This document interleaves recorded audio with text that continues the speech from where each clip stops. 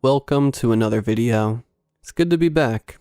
Tonight we have 10 brand new stories containing elevators, Uber drivers, and much more. I'd like to give a huge thank you to all of the authors of these stories for allowing me to share them with all of you. If you have a story of your own, it can be sent to reddit.com/r/slumberreads. These videos do take me quite a bit of time to create, so if you're feeling generous, and if you feel this video is worth one, please be sure to drop a like rating. It helps the channel more than most think. Subscribing if you're new is also greatly appreciated. We are getting pretty close to 100,000 subscribers.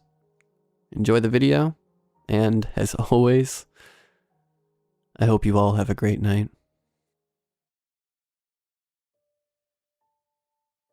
I'm sorry for the length, but I'm laying in bed and just have to get this out of my head and into writing.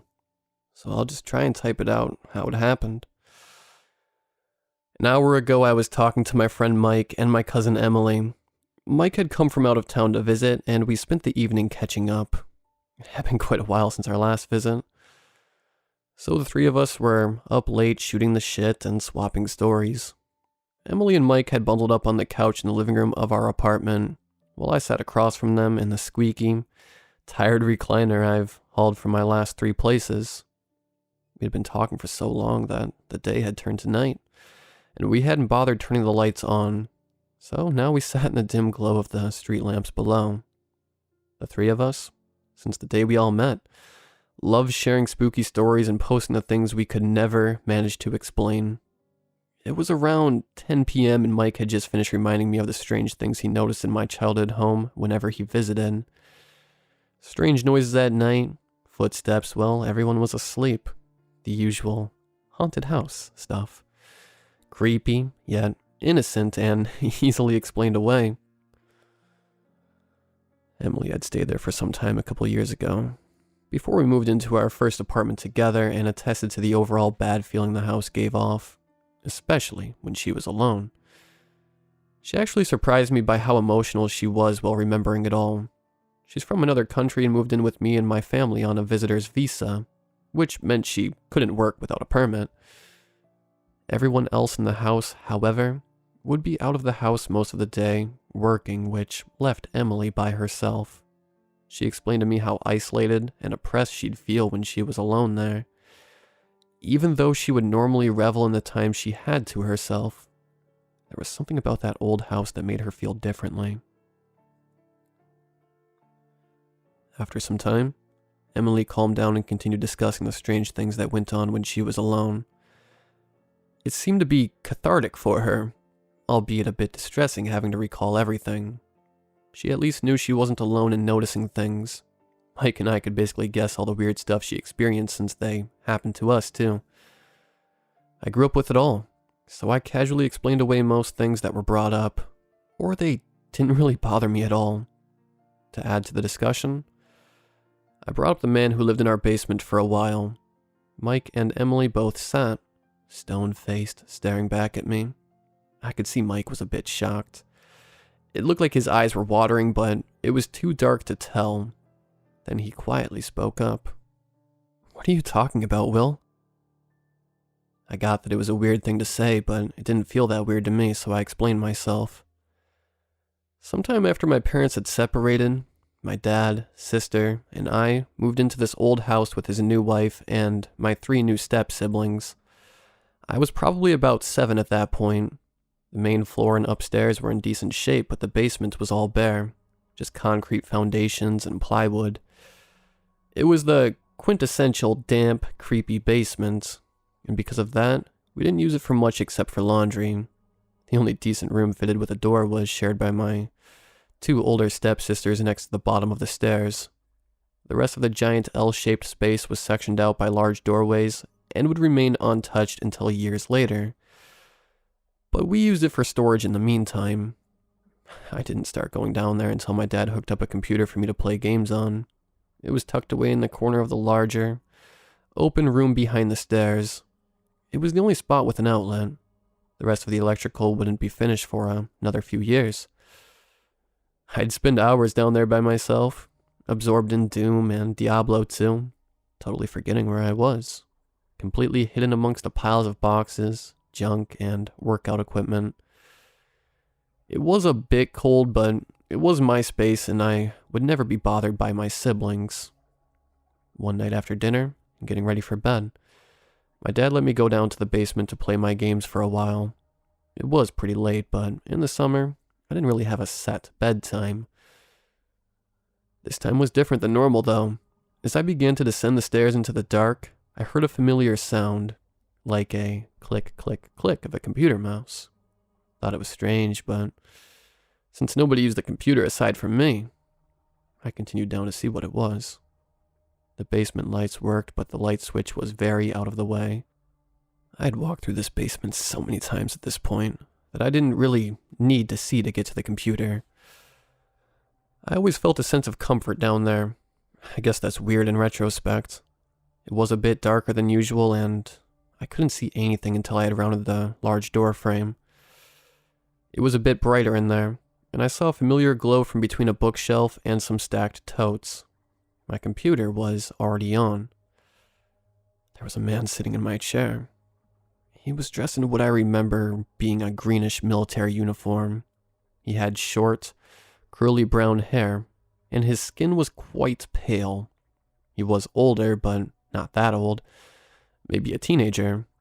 He didn't notice me at first, but I tried to move around to see his face. He finally glanced at me, without turning his head, and quietly said, "Hello, Will." Not like a whisper, more like he was worried he'd scare me if he spoke. I couldn't think of a good reason for him to be there, which was sort of creepy, but he didn't strike me as a bad guy. He looked normal, and the corners of his mouth were upturned into a gentle smile. I asked him about the game he was playing, which I didn't recognize. It looked kind of like Doom, but he was just moving through empty, black and gray hallways. It looked kind of boring. We actually talked about games for quite a while. He seemed familiar with the games I liked, but didn't have too much to say. I asked why he was wearing that outfit, and he replied, "I'm on leave from the military." I didn't really know what this meant back then, but he said that my dad was friends with his mom, and they said he could stay here for a while. Apparently his mom moved out of town, but wasn't able to tell him. So he didn't know anyone he could stay with while he was here. I felt bad for him, but I didn't know what else to say. He went quiet after that. Eventually, I said goodnight and left him to his computer games. As I reached the bottom of the steps, I heard his soft voice again. "I hope we can play games together soon, Will. It's a bit lonely down here." After I explained myself, I was expecting my friends' faces to relax, but they didn't. Mike and Emily were as tense, as unchanging as before. I kept going. Every once in a while I would go down into the basement. Sometimes he'd be there, and other times I'd be alone. We would talk quite a bit, and quite late into the night too. Now that I think about it, I have no idea where he slept. Or if he slept. Something about the words coming out of my mouth finally sent a wave of dread through my body. Emily had moved both hands in front of her face, covering her mouth and the lower half of her nose. Her eyes were wide. I could see her irises shaking against the white backdrop. Mike sat there, unblinking, looking me in the eyes as if he was about to cry. They said nothing. What was I saying? I don't know where or if he slept. What do I mean? I don't know if he slept. I racked my brain and I honestly couldn't come up with an answer. There was no makeshift bed downstairs, and no extra space for him to sleep. Why did I never think of this? I can't even remember when he stopped showing up, but I do remember that he did. I could tell they were getting uncomfortable, and so was I. So I switched it up and began recalling a separate, unrelated memory. I was still quite young, probably 7 or 8, and woke up one night to the sound of a deep groaning coming from beneath me. My room at the time was the only one on the main floor. The sound was steady and rhythmic, but it was loud enough while my head was pressed into my pillow that I couldn't fall back to sleep. I got up and made my way to the landing before the basement stairs. I paused, wondering if I should get my dad, but I felt so tired and drowsy that I just needed to sleep. So I went downstairs with the light from the main floor illuminating the wooden steps, down into the dank, concrete cellar. The sound was definitely coming from the storage room. I looked to the room where my computer was and couldn't see anything. The sound hadn't stopped, so I moved closer, rounding the corner like normal until I had to stop. I almost walked into the punching bag in the middle of the room. It was swinging. I figured the guy that lives in the basement must have been messing with it, since it's normally on the ground. I'm not even sure if it had a rope or cord attached to it anymore, but the computer was off, and he was nowhere to be seen. I stopped the bag, holding it steady to reduce its momentum and making sure it wouldn't make noise so I could sleep. The man that lived in the basement, he's in this memory too. I didn't remark on it and kept going. As I climbed upstairs, a little disappointed that my friend wasn't there, I heard a sound as I reached the top step. It sounded like heavy boots on pavement. The sound made me freeze for a moment. I wasn't sure if I imagined it, but my body wouldn't let me turn to look down into the dark. Then I heard a soft voice from further away say, "Come back in, Will." Something snapped in me. I don't know why, but I felt like I had woken up from a daze. My gut told me to run, so I sprinted down the hall into my room, blocked my door with my dresser, jumped under the covers of my bed and covered my ears. Then, the same groaning from before started again, like a weight swinging back and forth on the beams below. I could still feel the vibrations from the creaking beams, and I don't remember falling asleep. After that, I didn't feel the same way about the basement. I would rarely go down there, even after it was renovated. I wouldn't linger if I was alone. As I revealed more about my childhood, I could tell from Emily and Mike's reactions that this wasn't normal. Hell, after saying it out loud, I didn't think it was even a little weird anymore. It was totally bizarre. In fact, I don't know if I've ever said this out loud before. Emily finally said something for the first time since I started reminiscing.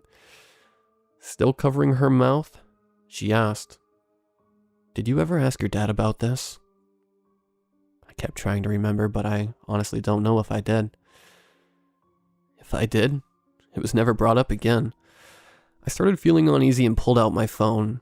It was almost midnight, but my dad would still be up. My family normally went to bed late. I sent him a message asking if he remembers the man who lived in our basement. He didn't reply right away, so I texted my stepmom too, then my sister, then my stepsisters. Before I knew it, my knee was shaking with anticipation as I awaited an answer. My chest tightened as the old chair beneath me seemed to creak in a familiar way as I kept playing with the paddle that moved the leg rest up and down. The sound made my stomach turn. A few minutes had passed in silence before I got a response. It was one of my stepsisters that had lived in the basement. "What? Who are you talking about?" I was about to respond, but my thumbs wouldn't move when I realized I didn't have any other information. I didn't know his name. I never asked. Why didn't I do that? He was always just the man that lived in the basement, but he knew my name. I started to feel sick as I began getting more replies. "Will, are you okay?" Then another. "No, I don't. What are you talking about?"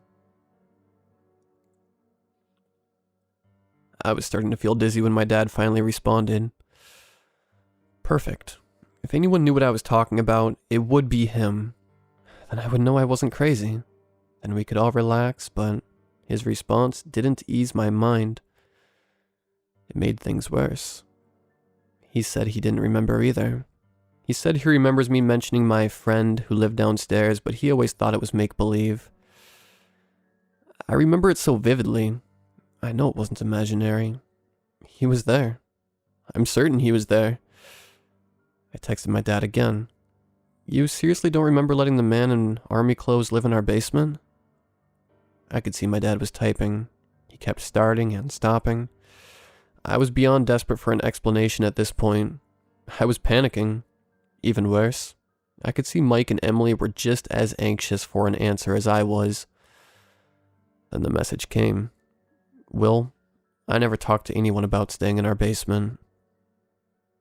I could imagine his voice trailing off. He sent another text shortly after, but this one left me even more confused. I haven't told the family, but the previous owner had moved out after she came home one day to find that her son had passed away. I never told anyone because the price of the house was so cheap and we needed the extra space. I figured after some renovations, it would be easy to forget. I'm sorry. I didn't get it. How was this related to what happened? Who was in the basement? My dad answered both of the questions for me before I could even ask. I was curious, so I looked into the property before buying. He was suffering from extreme PTSD after his time in the military. She found him hanging from the ceiling inside the house.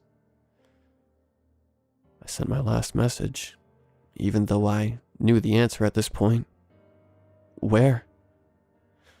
After a few minutes, he replied, in the basement, behind the stairs.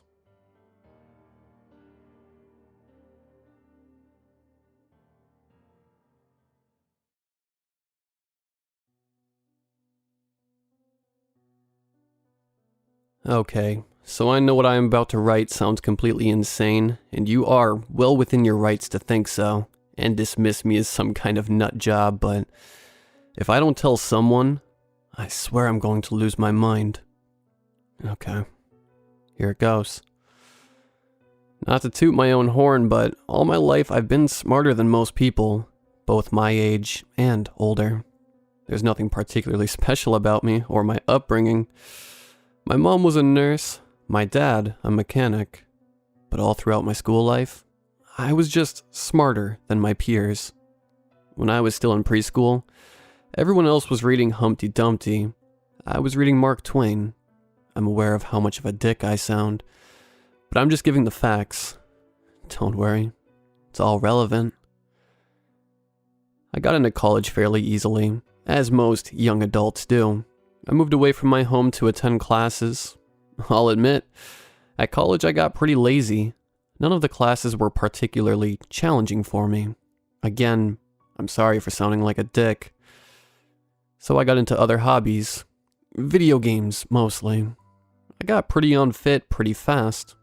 In the apartment I was renting for college, there was an elevator that I ended up taking more often as I became lazier, until it got to the point I forgot there were even stairs in my building.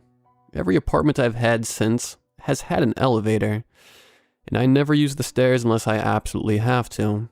I don't have many social skills, so my mindset for the last few years has been, I'm smarter than everyone else. Why should I have to be fit? Which I know is toxic and unhealthy. And I know that because of the elevator in my new building. I graduated college 2 years ago and moved to a new city for my job. I'm an analyst.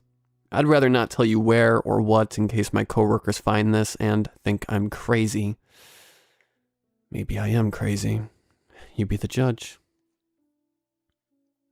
My new apartment is on the 3rd floor. Not a lot of steps to get there, I know, but I am who I am, and I knew I was going to be using the elevator a lot.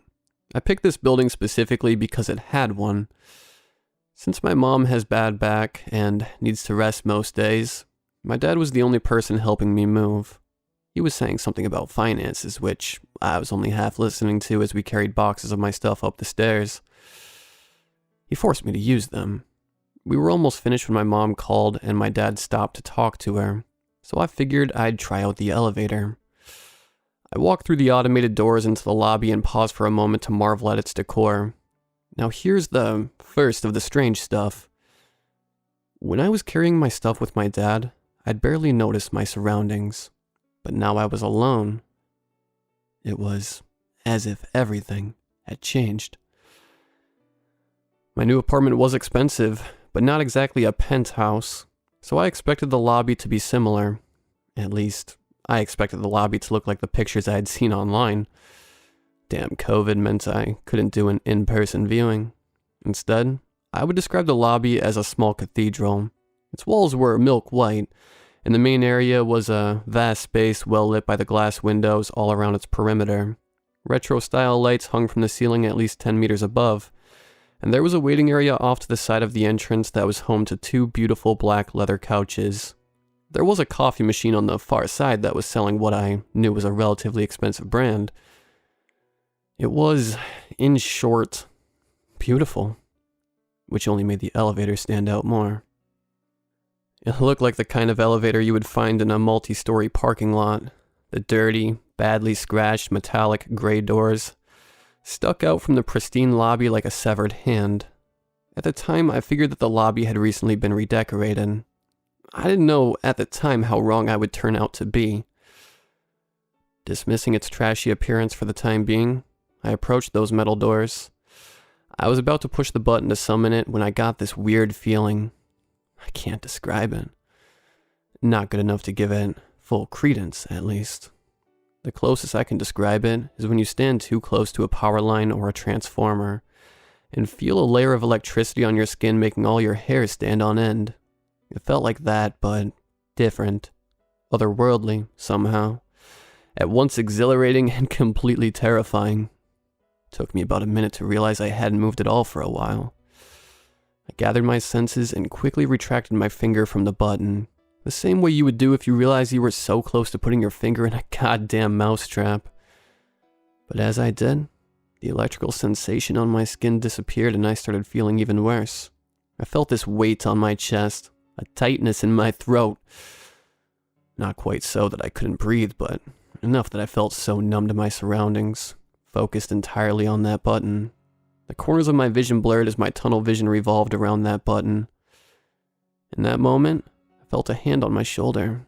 All my muscles contracted as my body went into fight or flight mode, and I spun my head to look at my attacker. I calmed somewhat when I realized it was an elderly man, standing no taller than my shoulders. He was dressed smartly, but casual smart. A woolly green vest over a neatly ironed blue shirt combined with a bizarre kaleidoscope tie. His face was heavily wrinkled, so much so they looked more like deep scars than wrinkles. His smile was wide and friendly, his blue eyes squinting.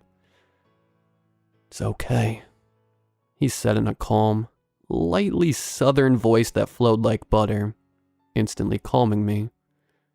"It likes you." Confused, I responded, "What likes me?" The old man angled his head slightly as if he was confused by my confusion. "It," he said bluntly. "What is?" I began.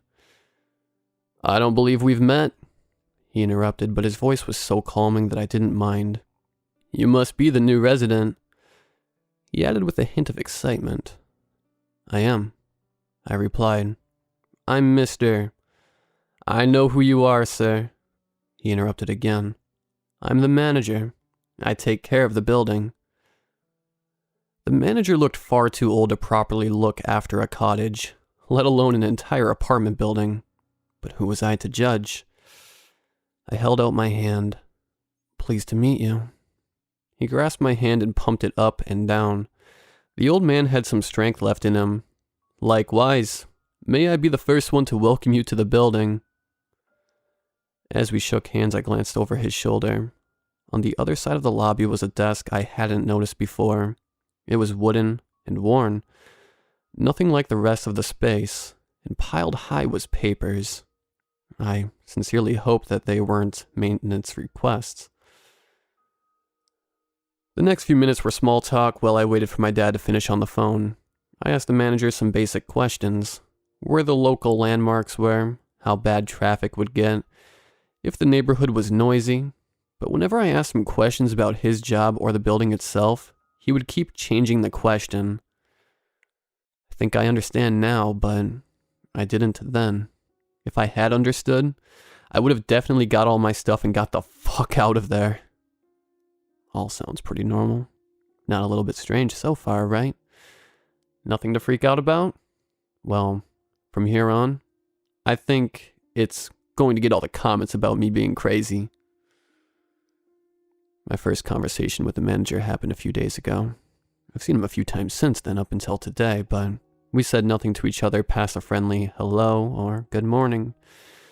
When I left for work mostly, I never saw him at his desk in the lobby, only in the halls. He wouldn't be doing anything, just standing still against the wall or in front of a door, as if he was waiting for someone.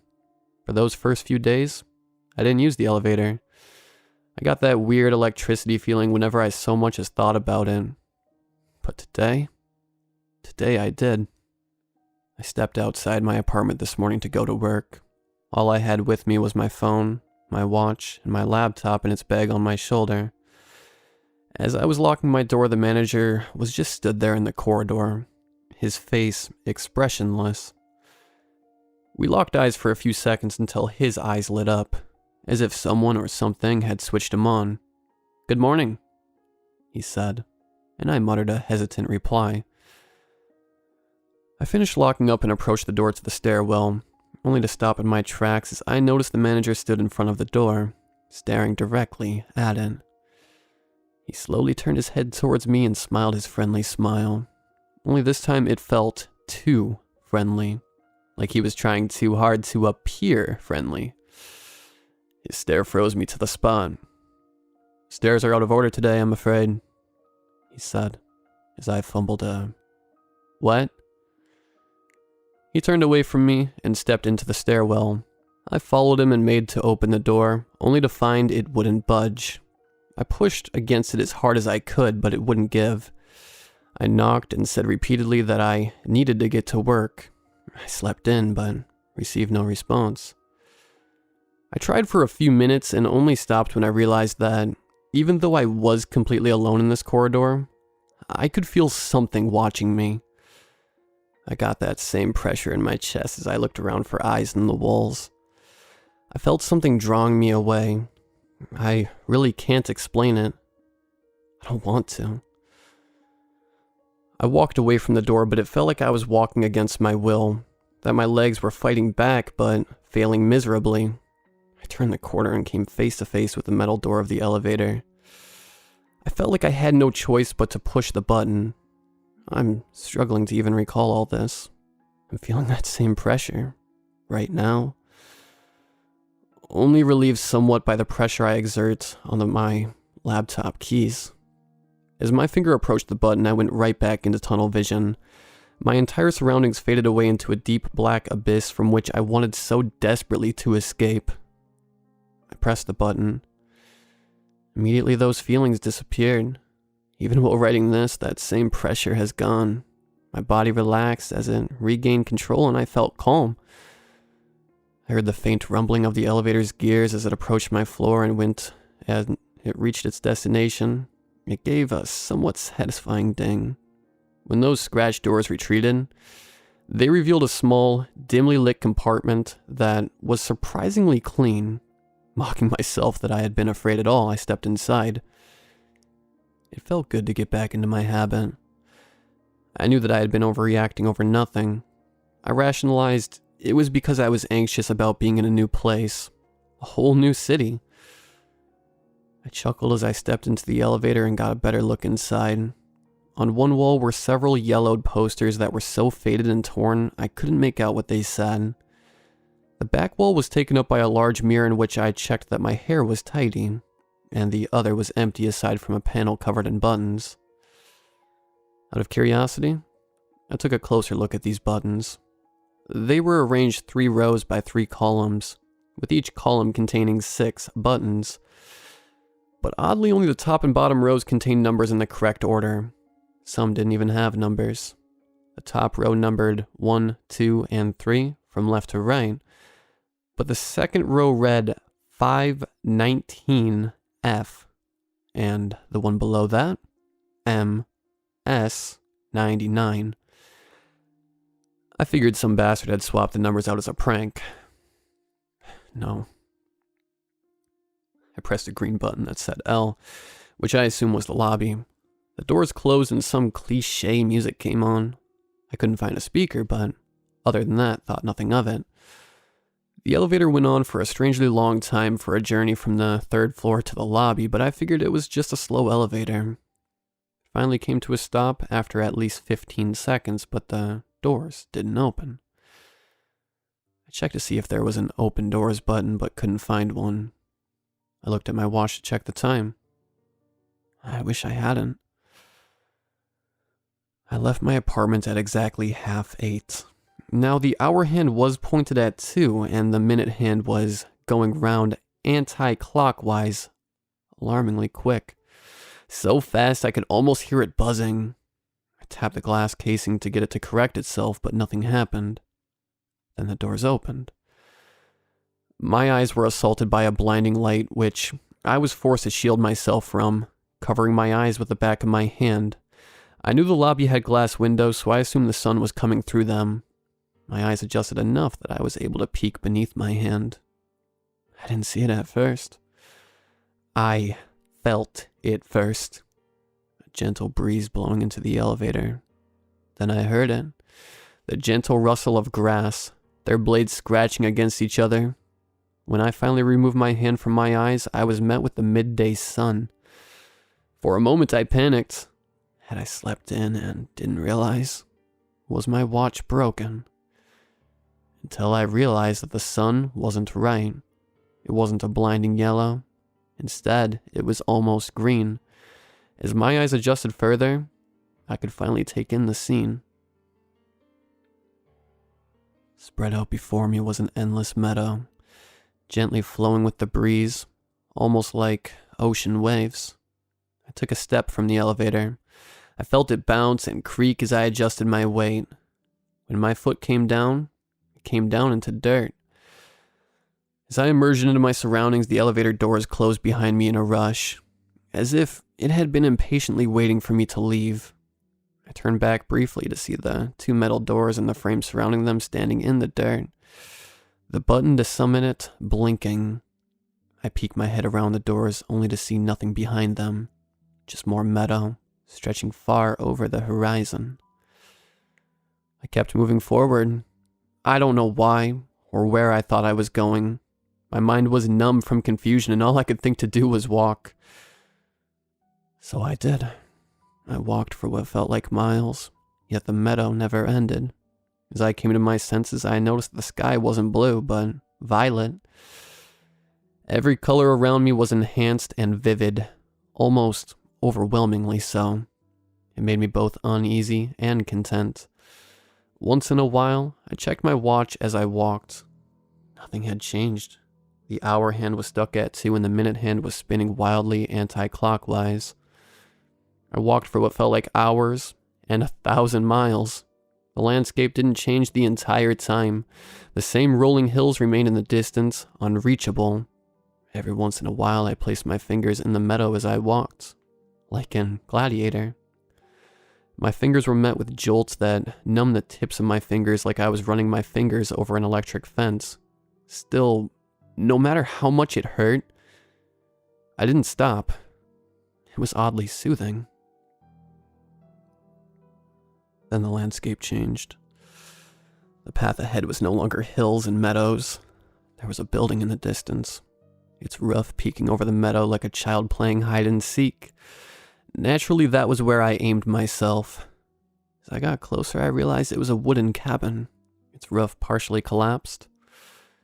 As I got closer still, the colors around me intensified, so much so I questioned if I was high. I thought that maybe there was something in the water in my apartment. No, drinking water right now and I feel fine. It was that place. It was doing something to me, bending my perception out of order. I know it was real.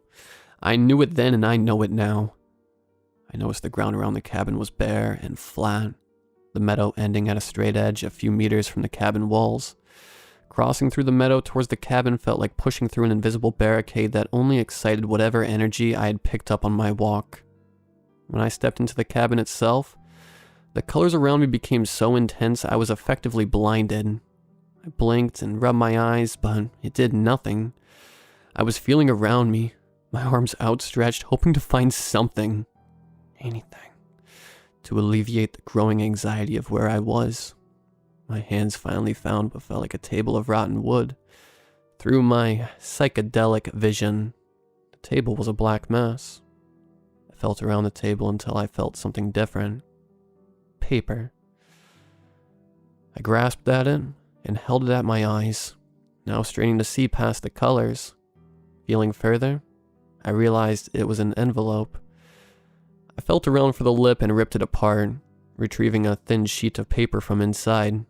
Feeling its contents were folded up, my fingers fumbled to open it up.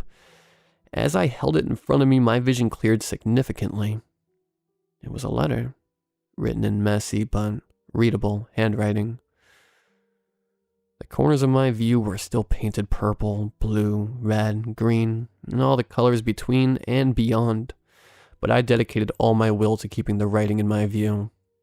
As I write this, I remember everything vividly, but in that moment my memory just consisted of fragments, so I couldn't take the letter in. But I can now, and no matter how hard I think about it, it still doesn't make sense. See what you can make of it. Welcome to where the dark grasses sleep, where the spectrum is the messenger, bright as hope, nearby as around, masking black. Hearken back to the times of nothing. Eden calls to take your throne of color, lights of ceremonious sound, pleasure of pain, mountains of doors, cradles of mothers. Enamel yellow melts away. Can you spot it deep within? A silly little color, black as sin. I don't remember what happened next. As soon as my inner voice read that last line, the colors returned. I didn't fight back.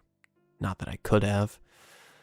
When they cleared, I was back at the meadow, the colors having retreated to the very furthest corners of my vision.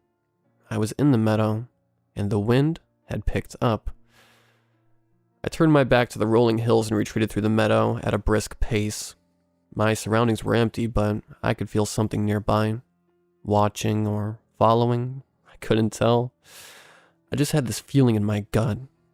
My mind was racing faster with every quickening step I took, my inner voice talking so loudly it made my ears ring. Silly little color. Silly little color, silly little color. It was taunting me, mocking me. My own mind was mocking me. Stupid little mind, stupid little mind, stupid little mind. Took me a day to get back to this. I would remove that, but I want you to know as much as possible. Plus, now I know it all happened. In short, I made it back to those doors. I remember pressing that button so hard I could feel blood on my fingertip. The doors opened with a soft rumble, and I threw myself inside. I frantically pushed the number 3 and gasped as the doors finally closed. I could swear that the horizon was collapsing in on itself, coming after me. I think I was there for about 20 minutes as the elevator rumbled and shook. When I finally came to a stop, I looked at my watch. 8:30. Could have cried. I cannot describe the relief when I saw the tattered carpet of the corridor when the doors finally opened. I rushed out of that fucking compartment and found my door. I skipped work, called in sick for a few days. It'll probably fuck me up later, but I really don't care. I sat on my couch, staring at the TV for hours, going over what I had just been through. I wanted to call my mom and tell her how much I loved her. I wanted to call my dad and ask him to take me home. But I didn't. Instead, I remembered this sub, and how people can give advice or explanations for things like this. But I'm not looking for explanations. I just needed to tell someone to get it down and hope someone sees this and just listens. So there you go. Make of this what you will. Most of you will probably call me crazy, saying I was on something, but I know I'm not. I know what I saw was real. I know it because, after all, I'm smarter than everyone else. Then again, maybe not. Because I'm going to go back. I don't know when. Fuck, I don't even know why. But there's something in the back of my mind urging me on. The same curiosity that made me such a genius my whole life. I have to find out what the other buttons mean. Fuck it. I'm going now. Wish me luck.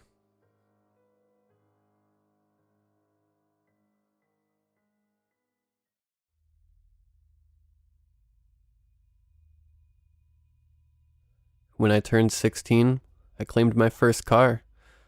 A 2004 Hyundai Accent from my parents. They had bought it from some shady dealer downtown for $800.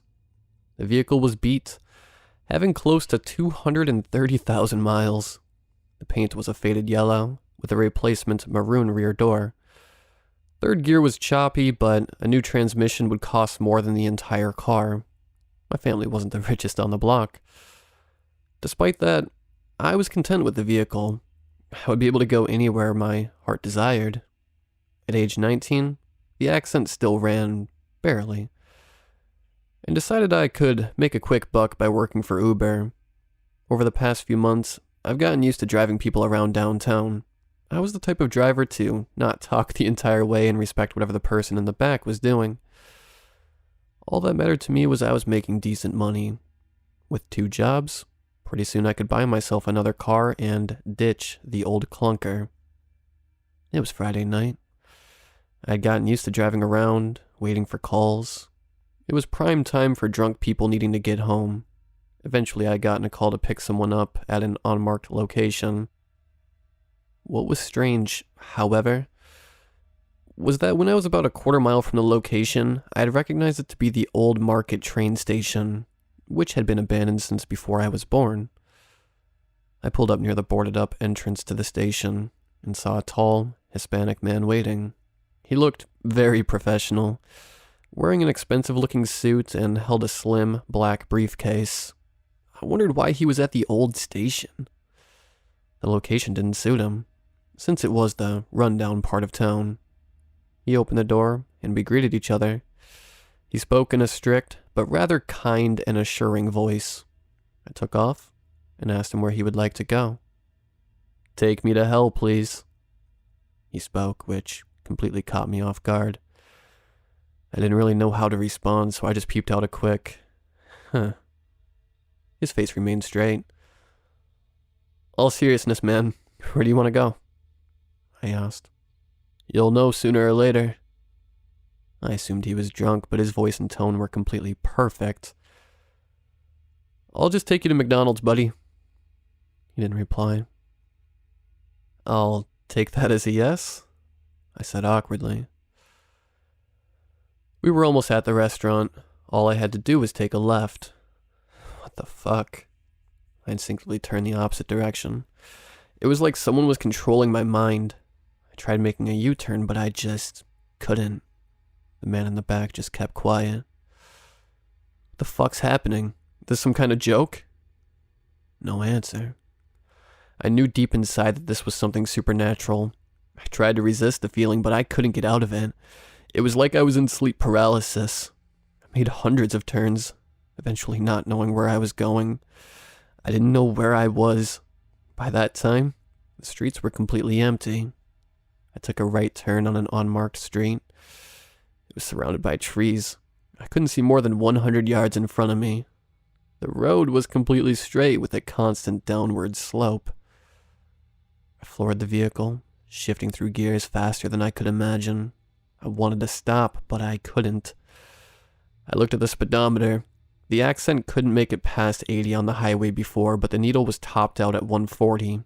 Soon, the needle made a full 360-degree rotation. I was going at least 200, and the engine was roaring louder than I could have ever imagined.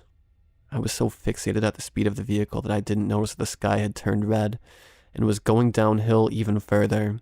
It started getting immensely hot. My body had heated up to the point where I thought my face was on fire. I was going to hell. I looked back at the man in the back seat. His face remained still, looking at me with lifeless eyes. Suddenly, I slammed on the brakes. I was used to the shitty brakes of the Accent, thinking that would slowly come to a stop. But I was jolted forward. The road was flat now, and we had come to a complete stop. "Thank you," said the man as he left the vehicle. I wasn't able to get a complete look at my surroundings, but I remember seeing the bodies, piles upon piles of people, still alive, screaming in agony. I yelled out to the man and he turned around. "Are you Satan?" He looked at me and for the first time smiled. Then I lost consciousness. I woke up, terrified that I died and went to hell. I checked my surroundings. I was at the old train station. I soon realized that I could move freely. I quickly opened the door and got out. The sky was normal. It was a cold, summer night. No more screams. Had it been a dream? I looked back at my accent, horrified to notice what was in the back seat. It was the man's briefcase. Attached to it was a post-it note reading, "For a new car." I opened it, and inside the briefcase was $500,000.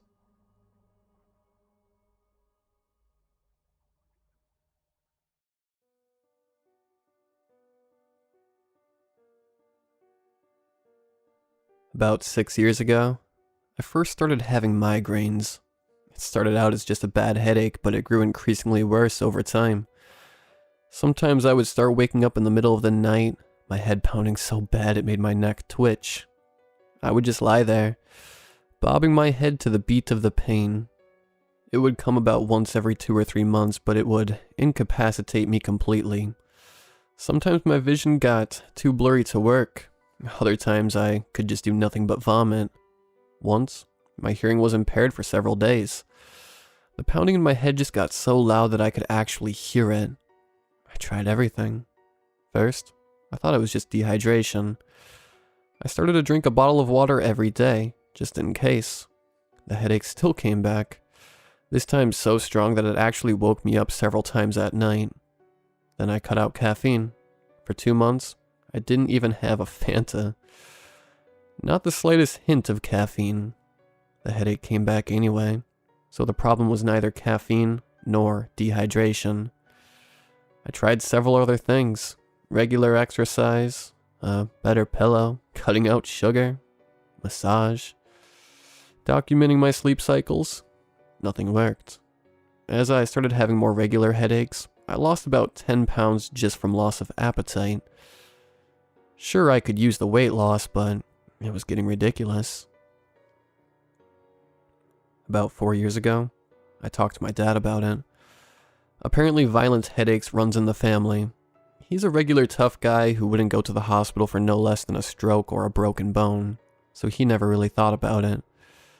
He just recommended me some over-the-counter migraine pills, lots of sleep, and trying not to think about it. I took his advice. About a year ago, just before the lockdown, I was at a party. One of the other guests happened to be a doctor. She mentioned having a headache earlier that day and not being sure if she should have gone to the party at all, so I mentioned my own experience with headaches. The more I explained my symptoms, the more she just looked at me. She seemed confused. It might be tension related, but no, that doesn't make sense, she said. You should probably check that out. So I did. I live in a town that fortunately has a very good hospital, one of the best in the country. I explained my symptoms to a nurse and got to speak to a doctor shortly thereafter. I'd brought my notebook showing I'd tried pretty much everything I could think of, and the doctor agreed that we should take it serious. I got a remission to a specialist at the neurology department 2 weeks later, and was told to keep taking notes. They were especially curious about my pain levels. When I finally met the doctor, Kenneth, I was nervous as hell. I'd been keeping this quiet from my family and friends, not wanting to worry anyone, but when you are there, standing next to medical professionals that think something might be seriously wrong with you, you want someone there with you. I'm a grown-ass man, but I would have loved to have my mom there. I was put through several tests. I had to fill out several health declaration forms, then test blood, urine, and get an ECG. It was over pretty quickly and Dr. Kenneth promised to keep in touch. took 8 days, and those were some of the longest days of my life. Of course, it all turned out to be nothing. I had surprisingly good blood values, no heart problems, and no substance irregularities. There was a slight suspicion of lead poisoning. I had to come in for some more tests. I came back, and we sat down in Kenneth's office. He seemed uncomfortable. He told me he would be prescribing a more powerful migraine medication. It came in a syringe form, and that he wanted to run a scan on me first to eliminate worst-case scenarios. So I had a CAT scan. I kind of blacked out. I don't remember anything about it, apart from a feeling of unease. A few days later, he called me back. I had to come in for a second CAT scan. I was really weirded out about it. Apparently the first test was inconclusive. They ran another scan, and I had to lie in a different position. This time I didn't have to go home afterwards. I just had to wait for a few hours. I sat in the waiting room, trying to figure out how to tell my parents that I might have a serious brain condition. I had the bullet points written out on the back of a receipt. Then I got called back to Kenneth's office. He seemed frustrated as he closed the door behind me.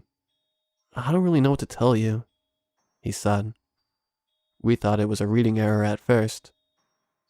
Then he showed me the pictures. At the very front of my forehead, there's a shade obscuring parts of my brain. At first, it looked like a tumor. It scared me shitless. "It's not a tumor," he explained. "I'm not entirely sure what it is." He then showed me the second set of pictures. Now it is clearer as I lay on my side. It is not a tumor, but it kind of looked like a cloud on the front of my forehead. Some kind of disturbance. I've never seen this, but looking at it made me realize the issue is not part of your brain, but the front part of your cranium. Look at this again. I took another look at the first picture, at the very front of my forehead. If you looked closely, there was a pattern. Small circles. Some full, some empty, some half full. Geometric lines, all contained within a square, about 3 inches across. It didn't look organic. "It is metallic," Kenneth explained. "At first, I thought it was some sort of cyst just under the skin, but it is not that simple. It is not entirely iron either, as it didn't react to the scan." He tapped the side of his head. "It is on the inside of your cranium, sort of like an iron tattoo on the inside of your skull." Of course, there was no explanation. How the hell do you explain something like that? Ever since I got the results, I've been doing chelation therapy. Even though the tattoo isn't completely iron, it gave me the same side effects as that of heavy iron poisoning. Chelation therapy really helps, even though the side effects are bullshit. I don't really get those migraines anymore. I still get sensations in my head, but they're no longer headaches. I can feel a warmth from my forehead at times. It can be so strong and so precise that, once, I actually managed to draw the lines and patterns from tracing my fingers across my forehead. It's hard to explain what it looks like. Sort of like a circuit board, but made of worms. I still have regular checkups with Dr. Kenneth, but there seems to be no more that can be done. As my symptoms have evened out, there is little reason left for me to come in. I just have to live with it. It just isn't worth the risk of invasive brain surgery, even though it might be an option in the future. It's so weird living with this. I can feel it, and as soon as I start to think about it, I just feel it more. I get this awful claustrophobic feeling, and I've started to get panic attacks. Whenever there's sunlight directly on my face, that small part of my head gets warm real fast. I no longer have headaches, but I sometimes feel very weird sensations. Last week, I woke up in the middle of the night trying to scratch something that felt like a phantom limb coming out of my head. Like there was supposed to be something there. I don't even want to think about where it came from or what it means. I know it's there, and no matter what I do, it'll stay there. I sometimes smack my head with my hand as if to realign my head, but I don't think it does anything. I don't know what this is, and I don't know if I can live with it. Even if I can, I don't know if I want to.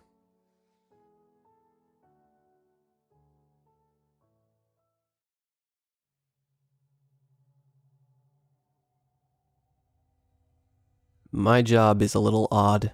I'm a manager for a small manufacturing business, and on paper, I'm supposed to do a lot of technical work and lays for R&D and the factory floor, but mostly I send emails and chat with my boss, Ted.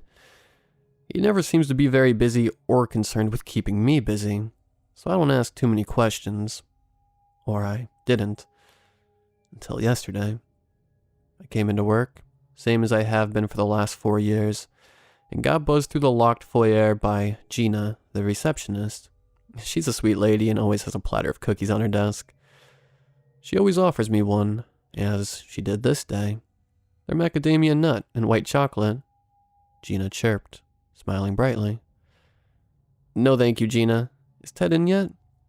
He was sometimes late. She nodded and rolled her eyes. More floor hires. He said he would be up around noon.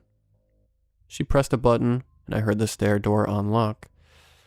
Without comment, I went upstairs to my office on the 4th floor. It was a regular occurrence. Just about every 3 weeks, we had to hire between 20 and 30 new factory workers. At first, I'd put it out of my mind as lack of incentive or laziness, or maybe the work was too strenuous, but eventually I got used to it. This day, it just stuck in my mind. I'm not a curious sort in general, but when Ted was managing the new hires, I have literally nothing to do, so I just stared at my game of Minesweeper and dwelt on it. It occurred to me that besides Ted, Gina, Marcus the janitor, Oswald in accounting, Sawyer the floor manager, and a few forgettable R&D faces, I'd literally never met any of the other workers. In fact, I'd never even seen the factory floor or anything but the 1st and 4th floors. This was making me uneasy, especially when I started considering the security in the building. Every door was electronically locked, with ID card readers and heavy deadbolts. Maybe I'm actually working for the CIA. I mused out loud. Ted chuckled, a few feet behind me. I jumped out of my chair and he waved a hand reassuringly. No, you're fine. There's nothing for you to do when I'm doing hires. He was medium height, balding, a bit overweight, with thick rimmed glasses, a nice button-down shirt that was just a hair too small to stay tucked into his pants, nice loafers, and a pair of black slacks. I realized in that moment that he wore exactly the same outfit every day. He grinned. Ready for another business day? Yeah. Sorry, you startled me. I sat, turning to face him. He shrugged. You were pretty distracted. Must be an intense round of Minesweeper. I nodded and casually said, I was actually wondering, why do we go through so many floor hires? His grin seemed frozen for a brief instant, and he waved his hand vaguely. Oh, you know, they never last long. I needed to give Oswald some expense reports. I'll go back with him. He disappeared around the corner. Well, that was odd, I murmured. I went back to work, though, and tried to forget it. They never last long. What an odd phrasing. Before long, it was quitting time, and I gathered my things, bid farewell to Ted, and went downstairs. Gina was seated and gave me that flawless smile as always. See you tomorrow, she said happily. Yeah, good night. I put my hand on the door handle and stopped. Hey, Gina, I said, turning. She was watching me, still smiling. Yes, she said, almost expectantly. Does anything here seem weird? Like... I hesitated. Like all the turnovers on the floor and the security and stuff? Her smile shrank a fraction and she said softly, Why do you ask? I let go of the door, shaking my head and gesturing. I'm not sure. I just got to thinking today and there's a lot of stuff that doesn't add up. I asked Ted too and he evaded the question and acted odd. He's usually really chatty, but he barely said 2 words to me after.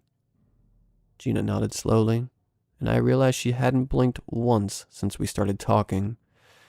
She got up from her desk and walked over to me, concern on her face. You are probably just overthinking. She laid her hand on my shoulder, her thumb almost touching the hollow of my throat, her fingers almost entirely covering my shoulder blade.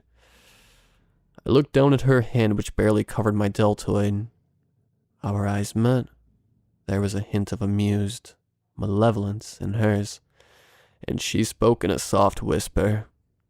Why don't you have a cookie and put it from your mind? Every hair on my body was raised, and my instincts were shrieking for me to run. I nodded numbly. Thank you. I'll pass on the cookie. She smiled again, far too wide. I'll see you tomorrow, Gina promised. Drive safe. So now, here I sit. I don't think I'm allowed to quit, but I'm terrified to go back.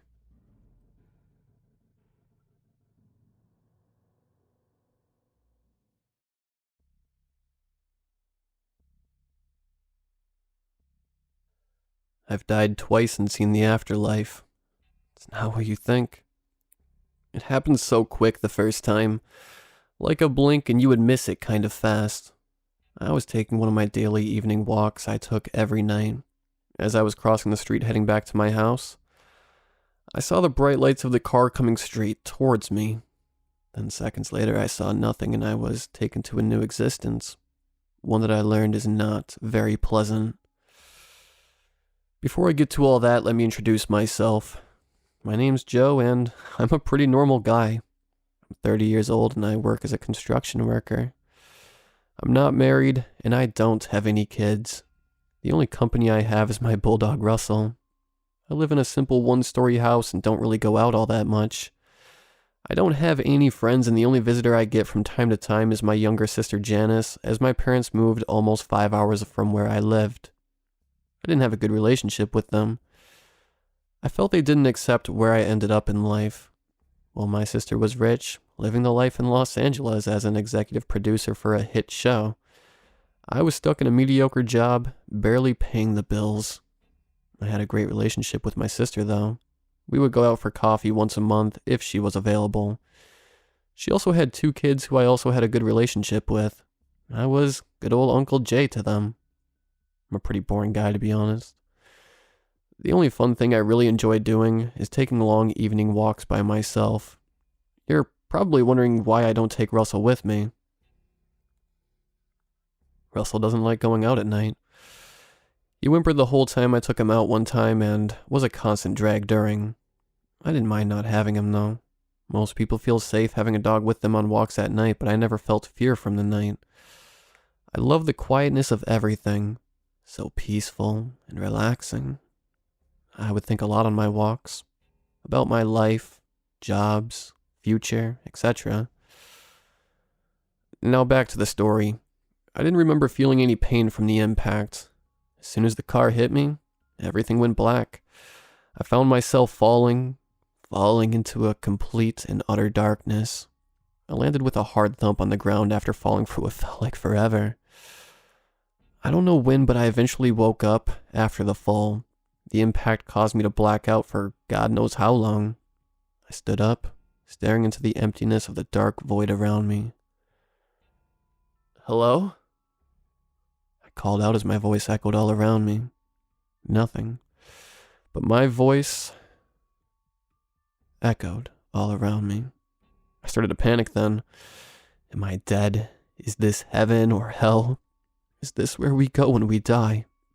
Suddenly a loud voice boomed behind me. Joe DeFord, your trial will commence. I felt 2 huge hands suddenly lift me up off the ground.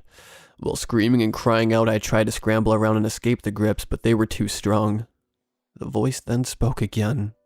Stop your petty cries. They will do you no good where you may go. I could barely whimper out. Where am I? The voice was silent, then it boomed, making my eardrums ring as I heard it say, You are in the forgotten, a void between space and time where you will be judged for your sins. I asked again a little louder. Are you God? The voice laughed, a laugh that made the void around me shake. Stupid human, there is no God. There is only us, the elders. We have ruled the universe before time even existed. We are the creators and the destroyers. I couldn't comprehend what I was hearing now. I wasn't a religious guy at all, but I still believed there was a God in this world. Now to know we are all ruled by a group of such powerful beings truly terrified me. Why can't I see you? I asked. The voice said a little softer. We have no form. Our form is only visible amongst ourselves. If I were to show you my form, you would be blinded for all of eternity. I thought now. What being could be so powerful? Its look alone could blind someone. What will they do with me? I can read your thoughts, human. To answer you again, I am judging you to see where your presence belongs now. The voice paused and said, Joe DeFord, your sins have been collected. We shall now see where you belong. Suddenly I was taken to a place so horrible and disturbing that I couldn't even open my eyes upon seeing it. Fire was all around me. I looked around to see people burning alive and being tortured in the most painful and unimaginable ways. I opened my eyes again to see hands reaching down and pulling me into the fire. I screamed and kicked with no results. They kept dragging me down as their screams filled my ears. Then, I was back in the void. I heard the voice boom now. You are lucky, human. The council has spoken and we have decided to give you another chance. Your sins have not been forgotten, though. Be wise with the choices you make. I felt myself falling again, into the void, going deeper and deeper as my screams echoed all around me. I then suddenly woke up to find myself in the hospital.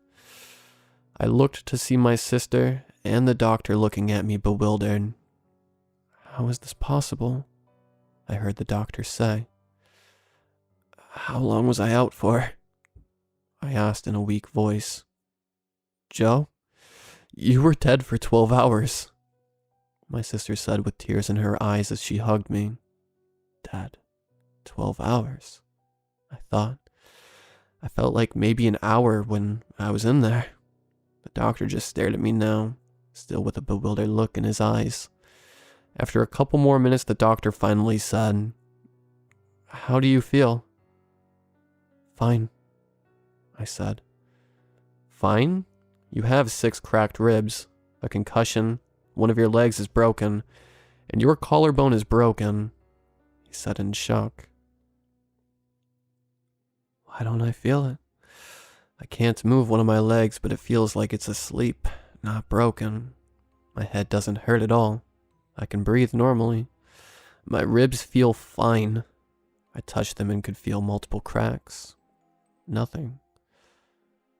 The doctor kept me in the hospital for the next week with my sister visiting almost every day. She constantly asked me what happened after I died. What I saw. I didn't want to tell her though. Not because I was afraid she wouldn't believe me, but because I didn't want to think about what I saw. The horrors of what I believed to be hell gave me frequent nightmares. The arms, I could still feel them wrapping themselves around me, dragging me below. The doctor eventually let me out after some convincing from my sister and me. When I got home, my mind thought to the last thing the elder said to me. Your sins have not been forgotten, though. Be wise with the choices you make now. What did he mean by that? Sure, I've made mistakes in the past. Even was a smoking addict once.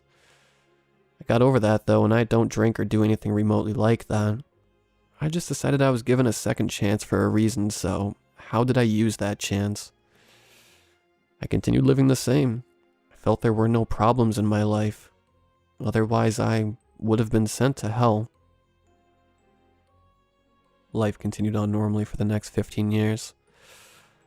I eventually met a woman named Michelle who would eventually become my wife. We had 3 kids, 2 girls and 1 boy. and we lived simple and well. I continued my job as a construction worker and even got promoted a couple years ago. My salary went up significantly, and we moved into a new home last year that was much bigger than the last one. Russell died a couple years ago, and we got a new bulldog named Sarah. Unlike Russell, she loved going on night walks with me as we went every night together. I realized I enjoyed having more company with me on these walks. I never realized how lonely it was until I had someone with me. Sarah was my protector, as anyone who we passed on walks. She would growl until I told her to calm down. I never told Michelle that I had died before. She knew I was in a car accident, but she didn't know what I experienced at that time. On my 45th birthday, me and my family decided to go out and eat at our favorite restaurant next door. After dinner, they surprised me with a huge chocolate cake, which was my favorite. I looked around as I was eating my cake and realized how good of a life I had now. I had a wonderful wife, beautiful family. This was my second chance. As we walked home from dinner, we decided to take a trail we knew was a shortcut to our house. On the trail, we looked at the beautiful stars in the sky in the night and talked as we walked. Then I saw a man approaching us quickly. He had all black on and I couldn't see his face until he got closer. He had dark, swollen eyes with big purple bags hanging from under them. He was tall and skinny and had short black hair.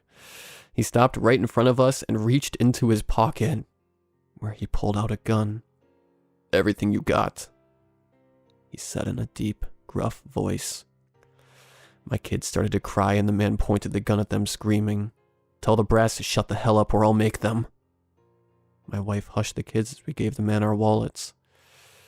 He took them, then pointed his gun at Michelle's ring and said, "The ring, give it to me."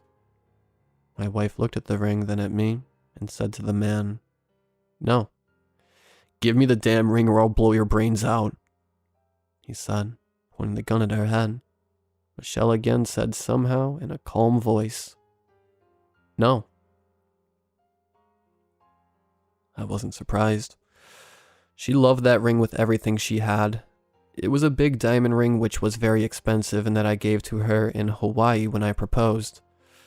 I looked at her terrified, but she looked back at me somehow with a calm expression. "Stupid bitch," I heard the man say, pointing the gun even closer to her.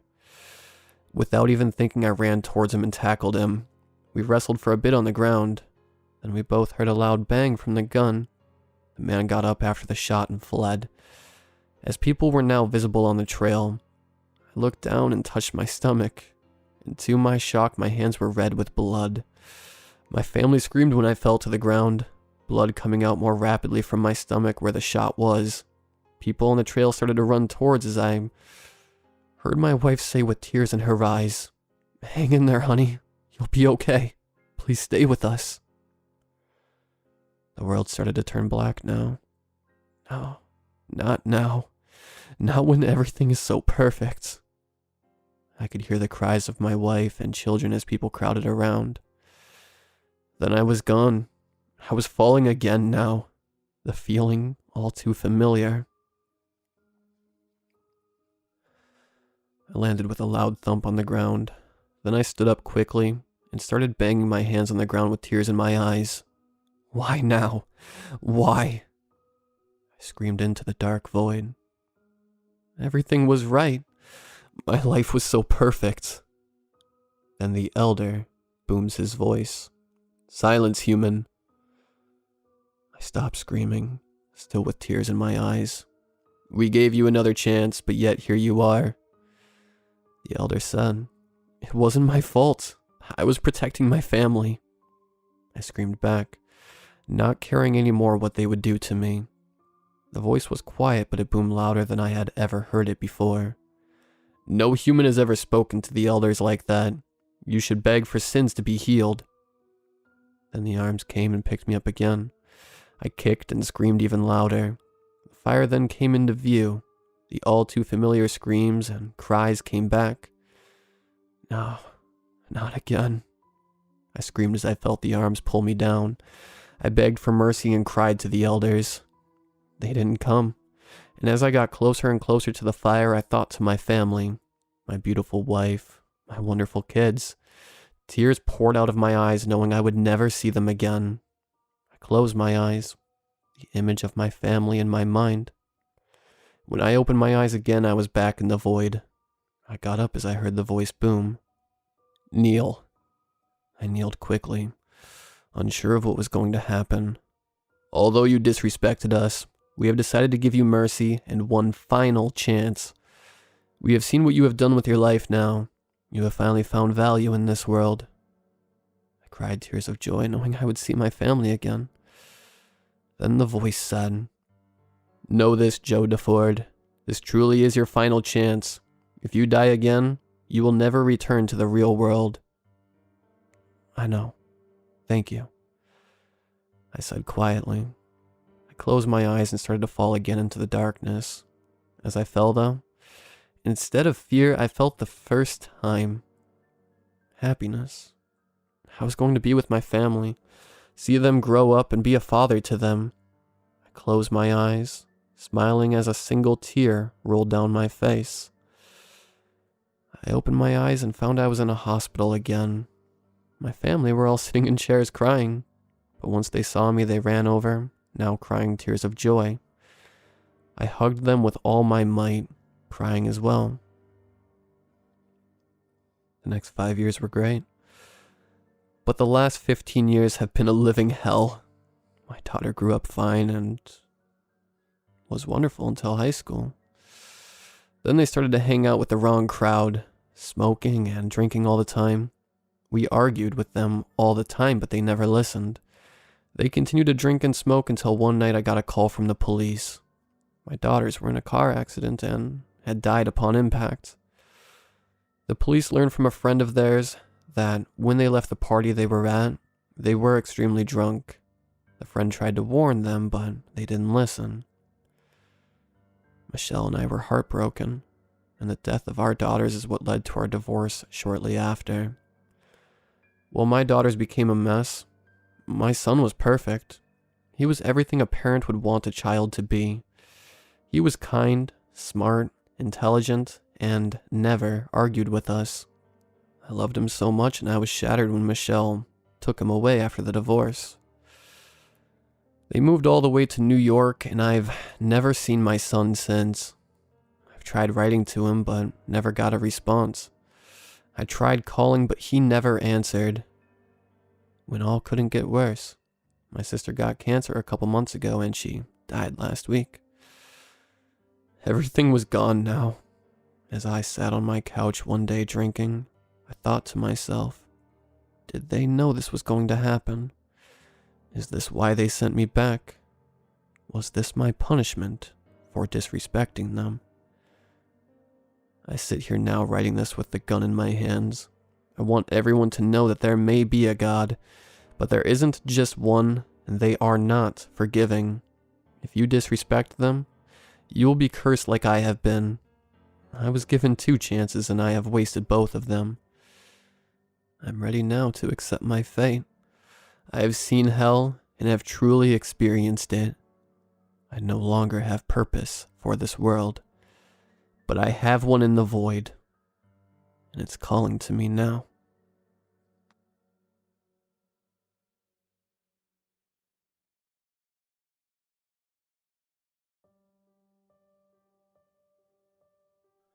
You probably won't want to go after me telling you this, but I'm going to tell it anyway. I got to, really. Don't get me wrong. The man makes fantastic burgers, but I've been feeling sick lately every time I eat there. I don't mean just feeling sick to my stomach. Sure, the place has always had more grease than my doctor would recommend, but this is different. You see, things have been happening to me recently that I don't quite like. Not just the feeling sick in the head. My dreams have started to get weird.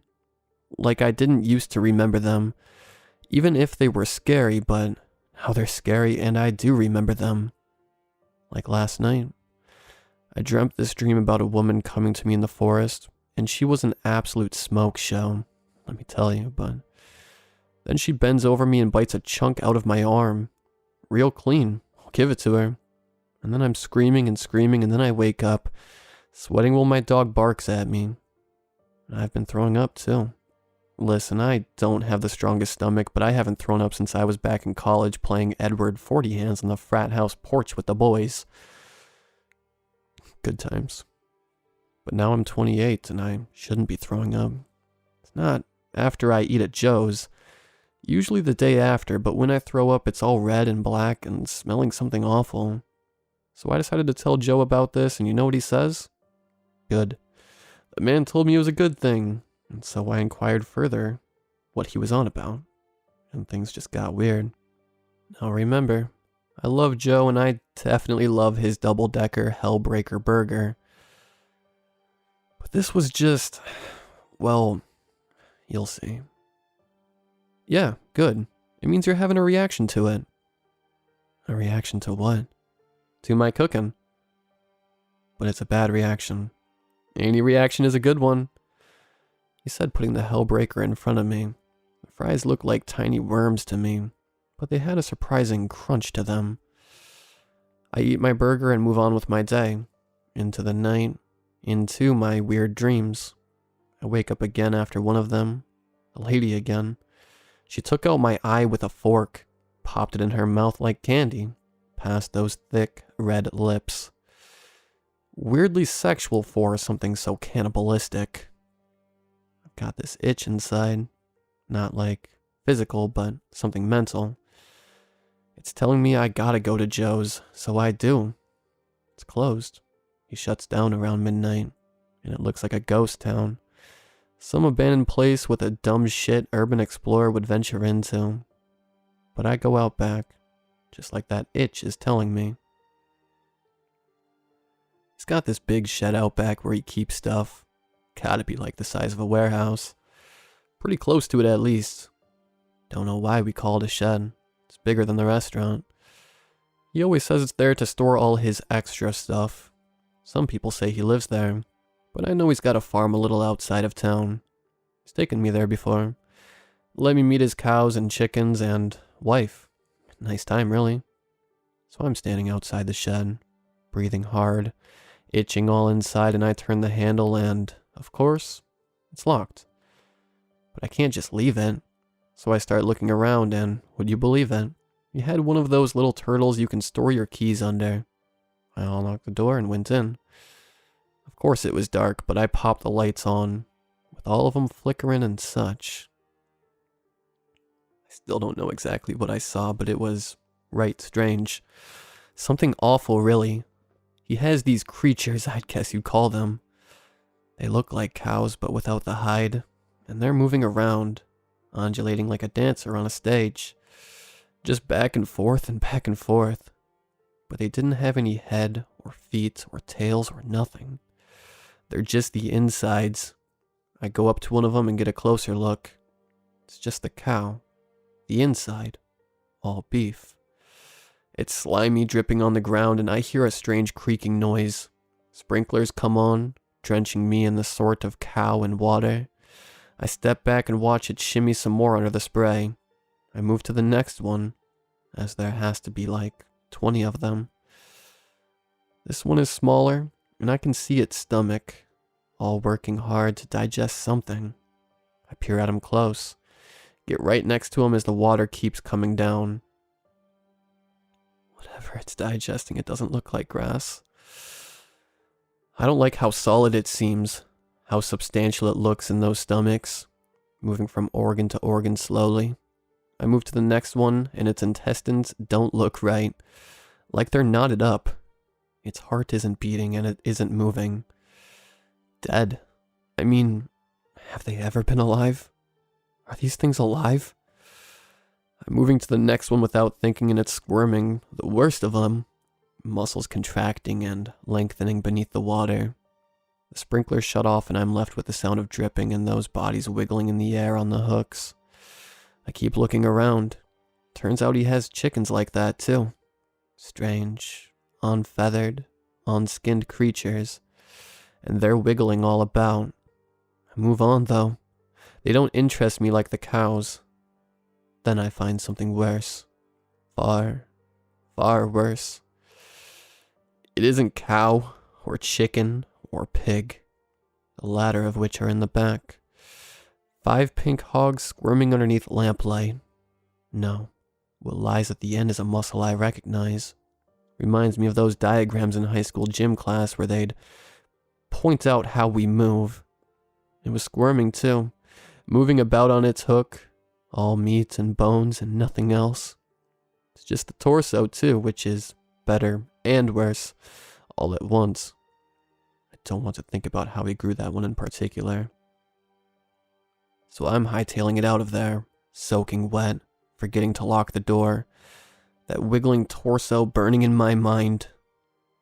Going into my apartment, showering the stink and the memories off, and now I'm sitting here in bed typing this.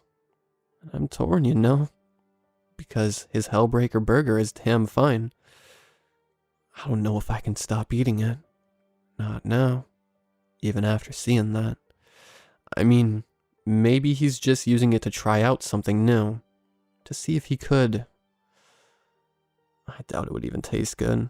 Not as good as those cows, as those chickens, as those pigs. And how do you tell a man you found his experimental grow lab that you're curious if he's using it in his damn fine burgers, or if it's just for shits and giggles? Don't get me wrong. I have really been thinking about the moral implications, but I really cannot tell you how good those burgers are. I don't know. Maybe I'll ask him about it. Or slip it into conversation. Maybe I'll just keep eating Hellbreakers until my heart gives out from the grease. Anyway, I'd recommend you stop by Joe's down on 49, in front of the giant warehouse. It's got a big neon sign. You can't miss it. Order a Hellbreaker and some fries. Try a milkshake if you're into that sort of thing. But don't tell him about the stuff I saw. Please. I don't want him to cut me off or nothing. I really can't imagine living without those burgers.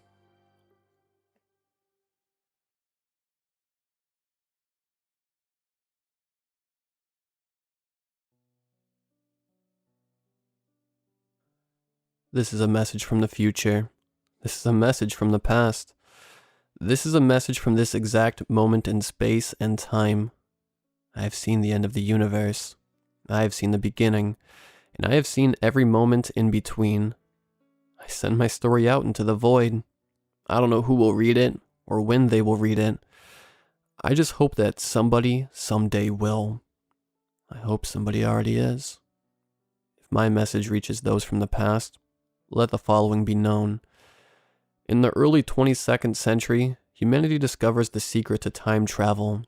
They begin small-scale experiments with animals and eventually humans, traveling seconds, minutes, hours, eventually days back and forward into the future. All goes well. Humans appear to suffer no long-term effects from time traveling. In 2130, all of humanity gathers together for the next phase of time travel advancement. A 3-man expedition plans to travel millions of years into the past, 65 to be exact. The goal of this mission was for the 3-man crew of this expedition to record themselves finding a dinosaur, and also to prove traveling this far into the past was possible. Unfortunately, it was. The expedition was led by one Henry Williams, one of the pioneers when it came to the discovery and development of time travel. Joining him would be a fellow scientist and good friend Robinson Selkirk, and me. The expedition would take humanity farther back in time than it has ever dared to go, and I would be along for the ride. The time this took place in my life is irrelevant. It's happening right now. But in terms that primitive humans can understand, this happened a long, long time ago to me, and many memories are hazy. But I still vividly remember the grins we all gave each other as we strapped into our seats and prepared to launch into the distant past. Our machine was a half-sphere, completely white, with a massive window and door where the other half of the sphere should have been. It was packed very light, with only chairs for the 3 of us. The sphere itself was self-maintaining. As long as we remained in it, we did not require food, nor water, nor the need to use the bathroom. We were planning to stay only a few minutes in the past this trip, so food and water were not needed. We also did not age well in it, something that was only understood later, after the launch that fateful morning. A voice I have long since forgotten gave the countdown, and we launched 65 million years into the past. The time traveling itself is unremarkable. Much like space travel, I have done it an infinite number of times at this point. You see, time on a quantum scale is much more like distance than anything else. In the machine, it took us 1 minute to travel 1 million years, so it was a brief hour journey for us to get there and back. The travel itself is uninteresting. All that you see outside the ship is complete and utter blackness, and the sensation of moving forwards or backwards in it. As you approach your destination, the time between it and the destination bleeds together, so you see flashes of light that gradually enlarge until the moment of arrival, in which the location appears in front of you and the machine stops. On this particular trip, the three of us didn't do much talking. We had already discussed at length every possible emotion we were feeling about this trip, so there was no need to discuss anything further. We mostly just sat in nervous anticipation. Exactly as planned, we began seeing streaks of color mixed with the blackness outside the machine, and exactly 65 minutes after we set off, we landed in our destination. It was a clearing within a coniferous forest. We didn't see any dinosaurs, but we heard several calling to each other. With boyish excitement, we prepared to leave the craft. I don't exactly remember why Henry got out first. He was the captain, so it seemed natural he would be the first to depart. But though my memory is hazy, I don't think we ever specifically talked about who would leave first. I think Henry may have just been a random victim of fate. The moment Henry stuck his leg out of the craft, it turned instantaneously to dust. One moment there, the next, a pile of dust. The moment froze in my head. Henry let out a scream of horror. Me and Robinson were unable to do anything as Henry lost his balance and fell out of the craft. The moment his body fell out, he turned instantly to dust. His screams fell silent. Though my memory of that horrible moment is locked in my brain, I only vaguely remember what happened next. Me and Robinson realized Henry was dead pretty quickly. We mourned for him, but we also tried to figure out what had happened to him. I threw one of my gloves out the door. It turned to dust the moment it left the craft. Our worst fears began to grow within us. We decided to turn the craft around. Upon our arrival back in 2130, we were questioned about what had happened to Henry. The camera confirmed our story. Robinson threw another glove out of the machine. We were dismayed when it also turned to dust.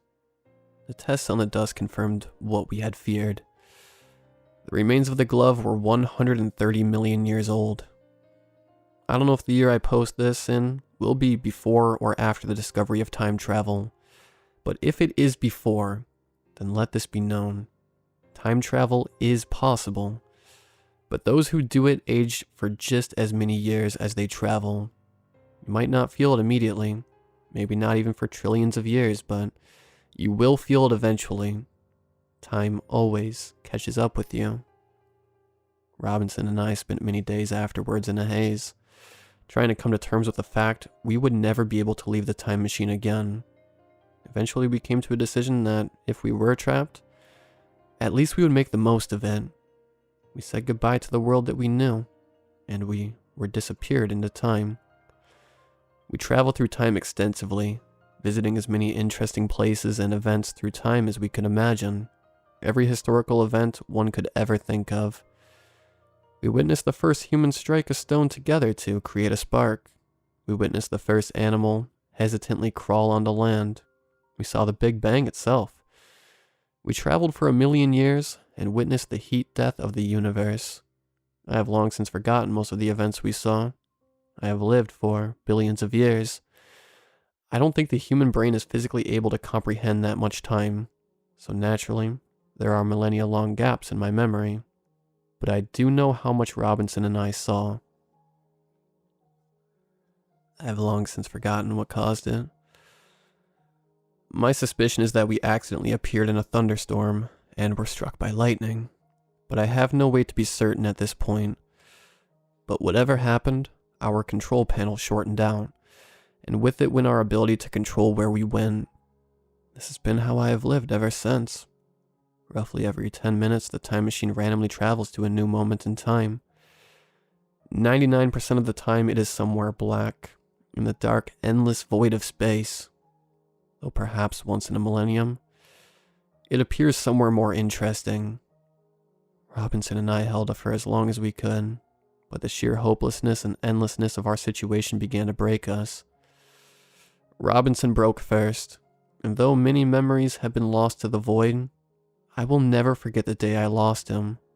Of all the places I have traveled, intentionally or not, I have never seen anything more beautiful. The machine had randomly appeared on a tropical island. It was sunset. The sky was painted an unimaginably strong shade of orange. When this was, I do not know, but I suspect it was several million years in the future, as the sun was much larger in the sky than it was in 2130. We sat in awe and silence, just admiring the view for 5 minutes. But we were aware that this paradise would quickly be stolen from us, returning us to the cosmic void of time. "I'm done." Robinson spoke with such finality that I knew his decision was certain. I tried to stop him, tried to tell him not to, but he didn't listen. Eventually I gave up. He gave me one last look and walked out of the machine. At this point, he was too old to even fall to dust. He just stopped existing. Disappeared into the sunset. I had several moments then to follow him. I didn't. The machine teleported away, and I returned to the black void of time. It has been 1 billion years since that point. I have traveled many more. I have finally made a decision. Eventually, I will land in a time with the internet. When that happens, I will post this story as my final testament to the life I have lived. Then I will return to the void and I will wait. It will likely take longer than the number of atoms that can fit in the universe, but eventually, I will return to that island with the orange sky. When that happens, I will join Robinson and walk into the sunset. It will happen eventually, and I am willing to wait. I am in no hurry. After all, I have all the time in the world.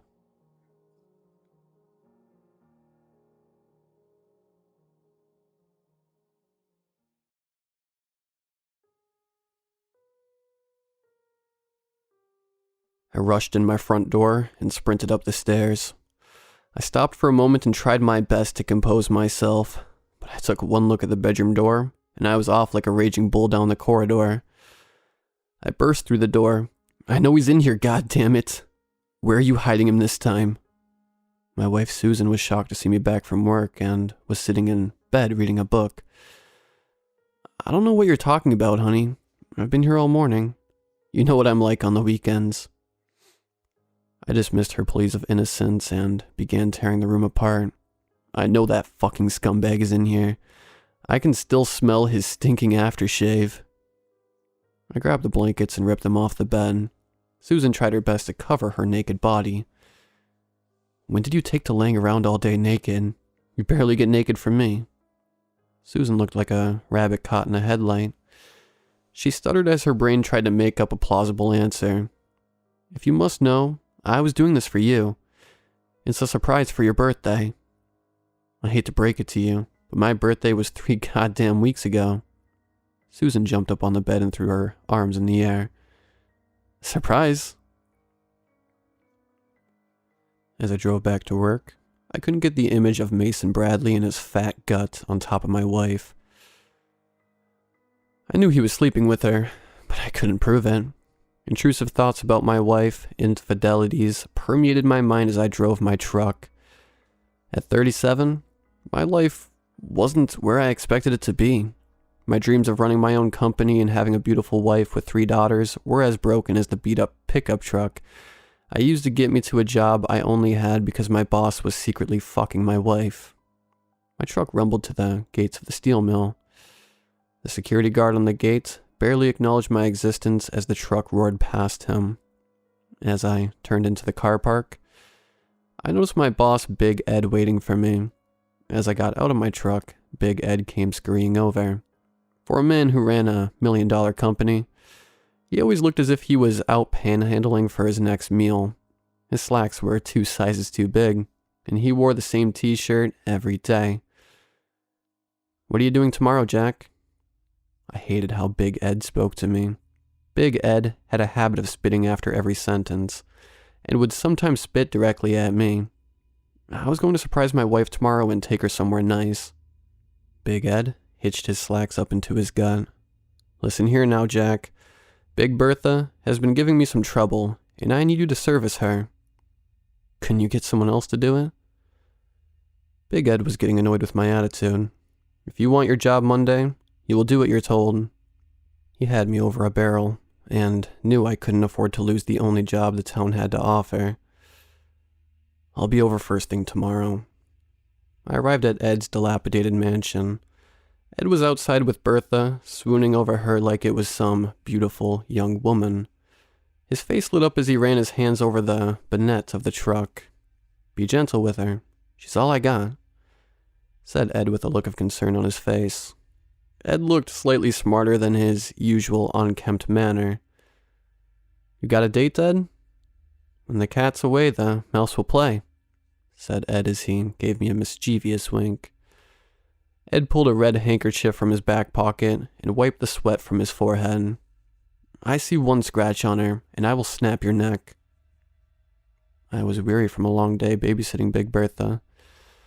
All I wanted to do was throw my feet up and have a nice cold beer.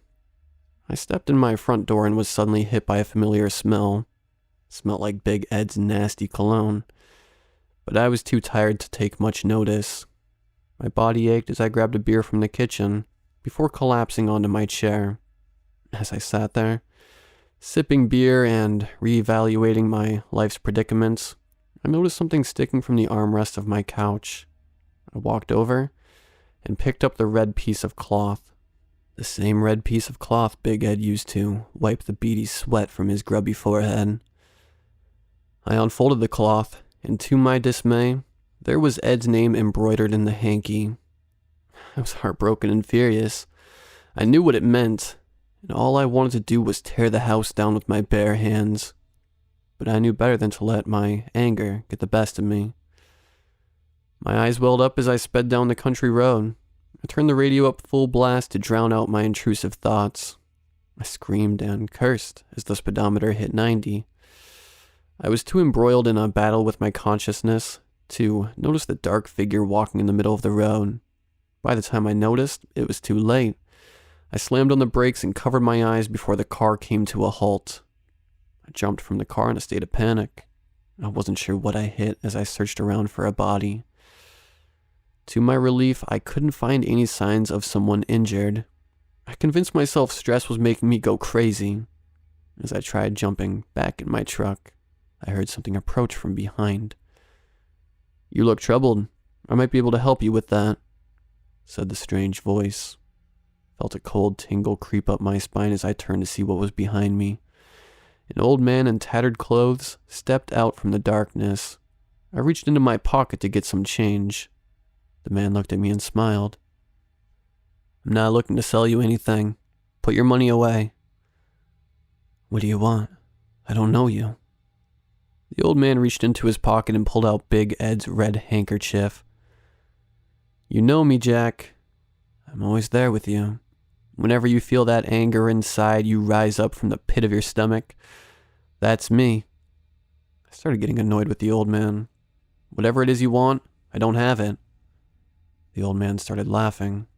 "If you could have any wish, what would it be?" I paused for a moment. "I wish whoever sleeps with my wife gets sick and dies a slow, painful death."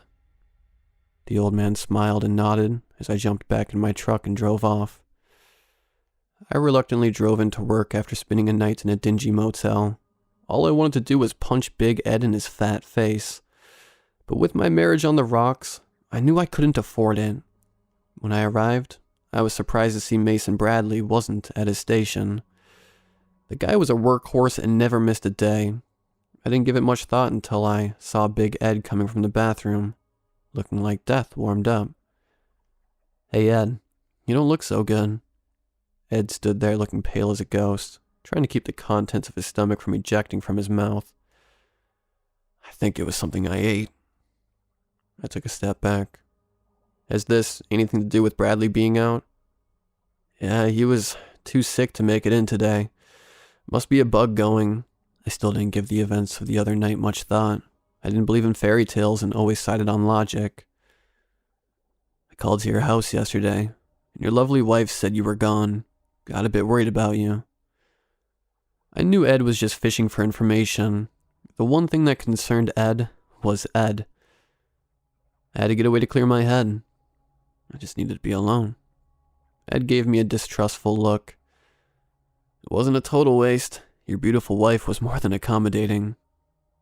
The distrustful look was now replaced with a lustful glint, and it made me pause for a moment. What if the old man was for real? I continued to go to work, and Big Ed continued to get sicker until I got word that Mason Bradley had died, and Big Ed wasn't far from behind him. I was racked with guilt as I drove home. I couldn't stop thinking about the old man and the wish I had made. What if it was real? I thought. I stopped to get some beers at the local shop. I grabbed a six-pack and brought it to the counter to be greeted by Phil. Phil wasn't looking the best. His face was gaunt and sweat poured from every orifice. "You okay, Phil? You don't look too good." Phil covered his mouth from spewing all over the counter. "I'm after picking up this bug that's going around. Everyone seems to be getting sick." I cautiously grabbed my beers from the counter. "Mind yourself, Phil. Get yourself a doctor." Phil covered his mouth. "Will you give my love to that beautiful wife of yours? And tell her I'll drop over her magazines once I feel better." As I drove into my driveway, I noticed Mrs. Stevens standing outside her house looking distraught. "You alright, Ann? You look upset." "It's Mike. They took him to the hospital." "Who took him?" Mrs. Stevens was too distraught to get her words out. "Men in hazmat suits. Everyone's getting sick and dying. It might be you next." I felt the familiar feeling of despair rise from the pit of my stomach. Who else got sick? Bob, Tony across the road, Mary's husband, the guy who delivers the milk. The list goes on, Jack. Days went by and news of men getting sick and dying all over town continued to trickle in. I knew my wife was a bit flirtatious and keen, but didn't realize she was the town's bike.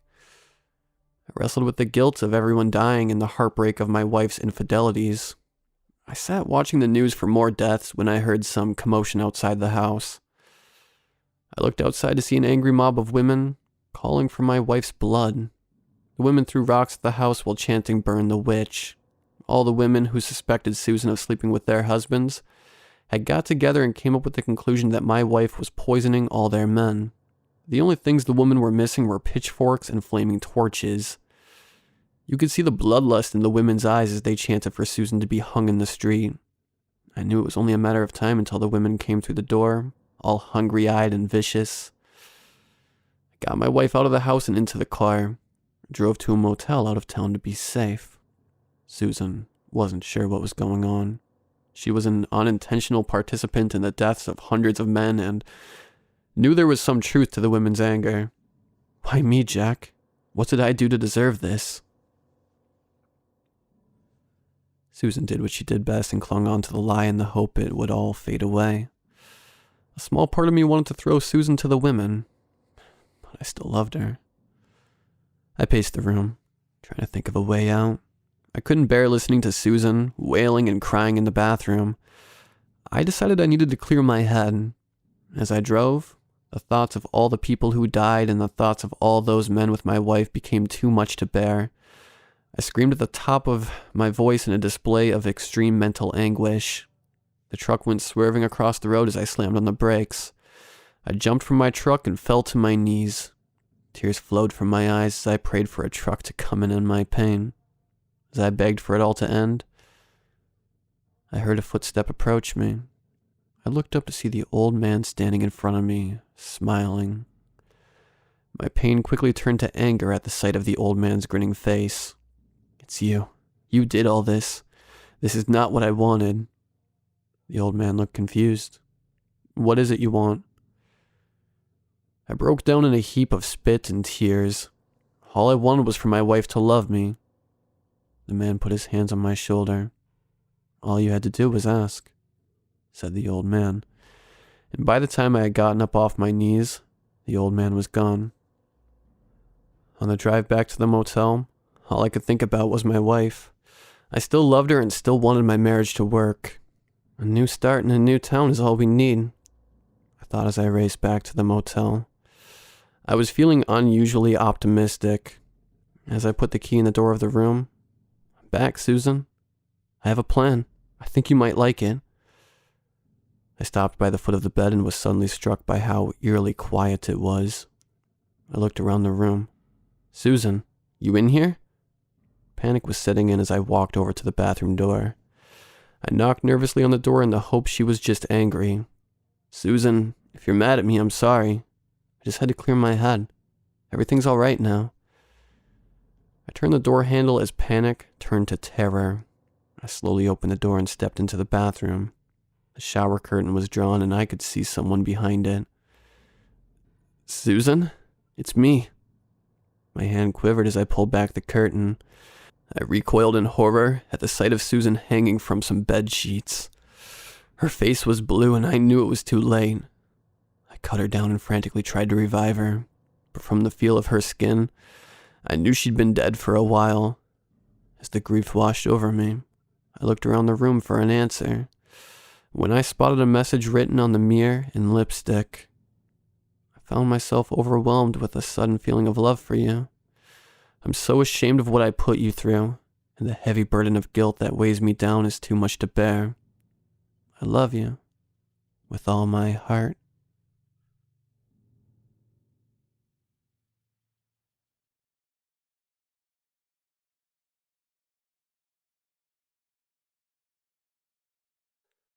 I work in surveillance. I'm not going to give you more details than that because, again, I work in surveillance.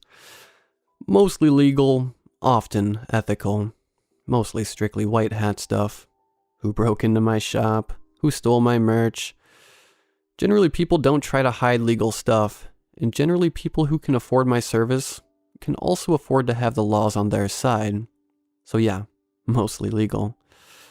And when my clients can't afford the law, they can afford lawyers, which is really the same thing. Until recently, I'd always liked squirrels. They've adapted to the human world much better than most other animals. They're masters at hiding in plain sight. Think about it. If you see a rat, you panic and call an exterminator. If you see a squirrel, you say, "Aw, look at his bushy tail." Maybe you take a picture. Maybe you even feed it. You certainly don't think about the dozen other squirrels that you can't see that are watching you. They live off us, after all, and they thrive by understanding us. I've personally seen squirrels kill 14 people. Of course, I've seen a lot of things kill a lot of people. Wrongful death cases mainly. Some dies on your property at 4 a.m. and someone needs to look through a lot of tape to figure out if anything at all, could make you liable. People don't generally need a reason to die, but more often than you'd think, they get a little help. If that help could get you in trouble, well then you want someone like me to make that little piece of the tape disappear. The first squirrel one I saw was some shit-faced college kid who passed out in my client's outdoor dining area late one Friday night. He stumbled in, slumped down on a seat, and never got up. Opening shift found him sitting there. Perfect view from the security camera. The tape showed the guy lurching into frame and sitting down at around 1:15. A little while after leaving a party. He probably just wanted to make the spins go away, but it appears that he fully lost consciousness. Less than 5 minutes later, a single squirrel enters the frame. It moves cautiously, in slow bursts. Cute little fucker. Jumps on the table. Adorable. Moves towards the guy's mouth and sits there for a full minute, making completely sure that he's out. Then, in a flash, it moves towards the guy's mouth, pries it open, and starts climbing inside. Not gently. It digs, bends, contorts, digging and tearing, making a real mess. Lots of blood. Not surprisingly, the guy comes to, but he's got no idea what's going on. And at this point, the squirrel is almost completely down his throat. Only that cute fucking tail sticking out. Then that disappears too. The guy grabs his jaw in his left hand and yanks down hard, dislocating it badly. He doesn't give a shit. He's got bigger problems. He jams his right hand, his good hand, into his now gaping mouth to try to grab the squirrel digging into his soft bits, but it's way too late by that point. After a second or two, he slumps, struggling to breathe with lungs that are being badly shredded, his broken mouth frozen in an inhumanly distended scream. About a minute later, the squirrel comes back up with a piece of him, held gingerly in its mouth. Not a doctor. I don't know what piece. Maybe a gallbladder or a spleen or who the fuck knows what. It wiggles out of him, easier now that his mouth is so much bigger, holding its prize in its adorable little mouth. The tail has lost its fluff. It's matted with human. Without hesitation, the squirrel runs off into the night with its morsel. And the guy isn't dead yet. He will be soon. But he's still with it enough to watch this last part. In the tapes, I can see him watching his killer scamper away with a piece of him. Anyway, I didn't have to edit that one. No liability there. My client was ecstatic. That wasn't an especially rough one, but it was memorable since it was my first. The old lady was the worst. I mentioned before that most of my jobs are legal, or, failing that, ethical. This wasn't one of those jobs. There was an older lady who had a document that my client wanted very badly. 5-figure badly. The lady was old, but not stupid, so she'd hidden it where he couldn't just pull a smash and grab. But the client figured that if we watched her long enough, she'd check in on it or move it, and he could slip in and get it. I did my thing, and soon we had eyes all over her house. She didn't seem to know it, but her house was infested with squirrels. They lived in the walls. They'd come out at night or sometimes during the day to raid her kitchen or just be generally inquisitive bastards. It felt somehow obscene. Here she is, safe and comfortable in her home. But the second she falls asleep, they'd swarm all over her tidy little life. Then they killed her. One day she fell down her main stairway and broke her neck. She caught herself on her banister, but it broke off in her hands. She was still holding the piece when they found her. Banister broke off, of course, because the squirrels had been carefully gnawing away at it over the last 4 nights. They'd been working on the top landing of the staircase for a full week. Too little to notice unless you were watching them do it, which I was. I figured out what was happening pretty quickly, but what the fuck was I supposed to do? Call her to warn her? Call the cops? How was I supposed to explain how I'd learned what I knew? It'd be one thing if there was a clear threat, a fire or something. I could beg leniency for saving her life and maybe keep her from pressing charges, but your house has some squirrels in it. Really doesn't have the same impact. So I watched and waited and tried not to hate myself too much. Her death was inconvenient for me. For her too, presumably, but that wasn't my problem. You never want to leave evidence at the scene of a crime, and you definitely don't want to leave evidence at the scene of a crime you didn't commit. A woman in a dispute like she had with my client suddenly dies, and maybe some clever detectives take a real careful look around the house. My eyes were hidden on suspecting old person. Well, but not necessarily suspicious police detective, well. And I wasn't going to sneak in and out of a house with a corpse in it. Very bad idea. So I decided to wait until she was discovered, then swoop in and clean the scene before anyone got suspicious. which meant I needed to watch the cameras until someone found her to make my move. And watch them I did. She had fallen in a blind spot. I could only see the lower half of her body, so I couldn't see the squirrels perform their grim work. Unlike the drunk guy, she wasn't outside in an exposed location, so they could take their time, and they did. At first I'd assumed that the fall had killed her. I still try to convince myself that it did, and that I didn't see her leg weakly kicking 2 days later. I would have called the cops if I tell myself I would have called the cops. It took a week for her to be discovered, and over the course of that week, I saw a steady stream of squirrels casually run into the blind spot and run out with little bits of flesh. As time passed, they grew visibly fatter. That was a bad week.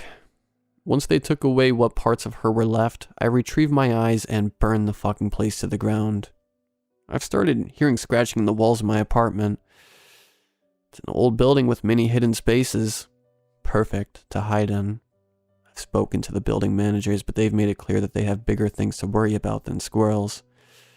There have been 3 deaths in the last month. Unrelated accidents, but in all 3 cases the bodies were partially consumed by vermin by the time they were discovered. I haven't seen them, but I can feel them, always watching, little eyes in the darkness. I doubt that my own police report will note that I was partially eaten by rodents. I don't think that I'll be in good enough condition for them to tell.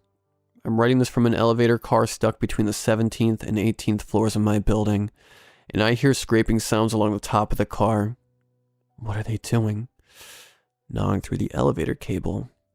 Is that possible? Working away at some small weak spot.